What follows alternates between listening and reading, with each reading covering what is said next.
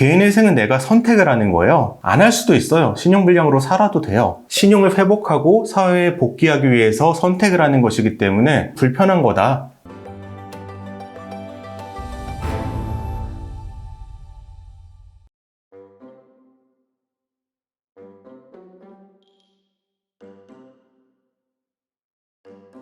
유튜브에서 네. 개인회생 관련한 키워드들 검색하면은 네. 개인회생의 단점, 불이익 네. 이런 게 조회수가 되게 많이 나와요. 맞아요. 네.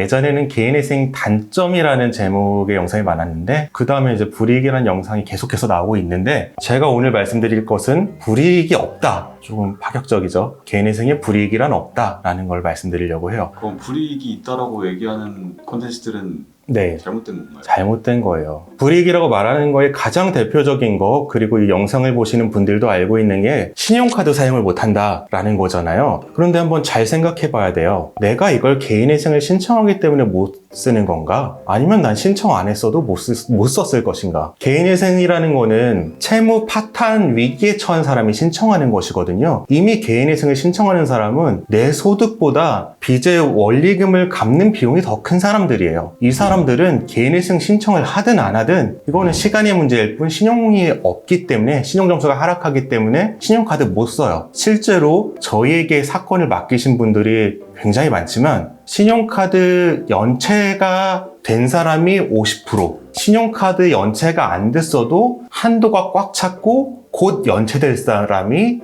한 40%, 앞으로 몇 달을 그래도 버틸 수 있는 사람이 한 10%, 이 정도 되거든요. 이렇게 봤을 때 개인회생의 불이익이라는 게 신용카드를 못 쓴다라는 말은 잘못된 말이다. 이렇게 저는 정정을 하고 싶어요. 개인회생과 상관없이 채무자가 경제적 파탄에 이르렀기 때문에 못 쓰는 거지 결코 개인회생의 불이익은 아니다. 근데 왜 이렇게 다들 불이익이라고 하고 있을지. 조회수가 잘 나오니까요. 그 다음 두 번째로 마찬가지인데 신용대출 말고도 신용과 관련된 모든 것을 못한다라는 얘기가 있는데 이것도 마찬가지로 설명이 되겠죠. 이것도 개인회생을 신청함으로써 생기는 불이익이 아니라 채무자의 경제적 위기, 경제적 파탄 위기 때문에 그런 것이다 라고 얘기를 할 수 있을 것 같아요. 그 다음 또 최저생계비는 저는 이게 불이익이 아니라 좀 불편함이라고 얘기를 하고 싶어요. 불이익이라는 거는 마치 그 약의 부작용처럼 내가 원하지 않지만 나에게 영향을 미치는 거. 나는 약을 어쩔 수 없이 먹어야 되는데 영향을 미치는 거라면은 개인회생은 내가 선택을 하는 거예요. 안 할 수도 있어요. 신용불량으로 살아도 돼요. 그런데 내가 신용을 회복하고 사회에 복귀하기 위해서 선택을 하는 것이기 때문에 불이익이라기보다 내가 선택해서 하는 것이기 때문에 좀 불편한 거다. 이거는 확실히 불편한 게 맞아요. 1인 가구 같은 경우에는 큰 불편함은 없어요. 우리나라 1인 가구의 평균 지출액과 개인회생 최저생계비와의 차이가 한 20-30만 원밖에 안 나요. 그렇기 때문에 1인 가구는 큰 불편함이 없는데 부양가족이 많은 경우에는 좀 불편함이 크고요. 특히 고소득자 같은 경우 이런 경우가 있어요. 최근에도 상담하신 분인데 월 평균 소득이 한 세후로 600만 원 정도 되세요. 한 50대 가장이시면 그 정도는 많이들 되거든요. 배우자가 있고 자녀가 있어요. 이런 경우에는 세후 500만 원이라고 하더라도 서울에서 살려면 그리 넉넉한 형편은 아니에요. 그러니까 개인회생까지 오게 되신 건데 개인회생에서 산정되는 최저생계비는 1.5인으로 계산되기 때문에 한 167만 원 정도밖에 안 돼요. 167만 원 최저생계비로 그 가족이 사는 거는 정말 불가능하거든요. 확실한 불편함이라고 할 수 있죠.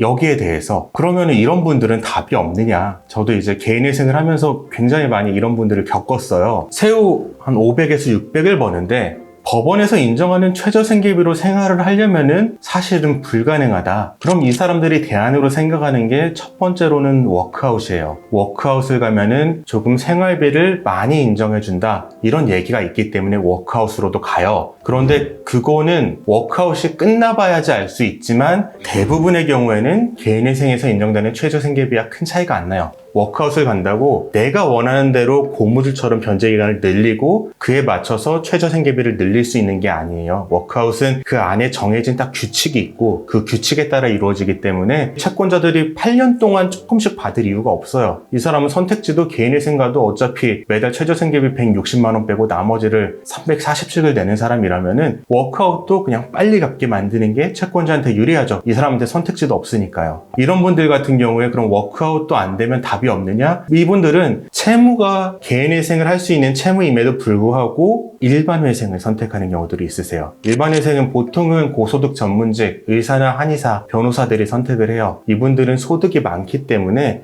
10년의 기간 동안 내가 천천히 갚겠다라고 해서 일반회생을 신청을 하는데, 일반회생은 개인회생이나 워크아웃과 달리 최저생계비에 대한 기준이 없어요. 내가 필요한 생계비를 주장 입증을 하고 변제계획안을 인정받으면 되는 것이기 때문에 최저생계비가 너무 불편하다 하시는 분들은 일반회생을 가는 방법을 선택하실 수가 있고요. 다만 일반회생을 가게 되면은 탕감률은 그리 기대하실 수가 없다. 왜냐하면 10년이라는 긴 기간 동안 변제하기 때문에 내가 아무리 조금 갚더라도 고소득인 분들은 10년이면 다 갚을 수밖에 없거든요, 원금을. 하지만 그래도 최저생계비로 생활하는 게 좀 곤란하다 이러신 분들은 일반회생을 선택을 합니다. 결국에 정리를 하자면은 이런 거예요. 그 유튜브에서 많은 분들이 이제 듣고 있는 개인회생의 단점이라는 거는 없고요. 개인회생의 불이익도 없고, 용어를 살짝 바꿔서 개인회생의 불편함이 최저생계비로 생활하는 것인데, 이게 나는 너무 불편하다, 좀 하기 힘드신 분들은 그분들을 위한 또 다른 제도가 마련되어 있다. 일반회생이라는 제도가 있으니까 그분들도 한번 고려해 볼 만한 제도가 있다라는 걸 생각하시면 될 것 같아요.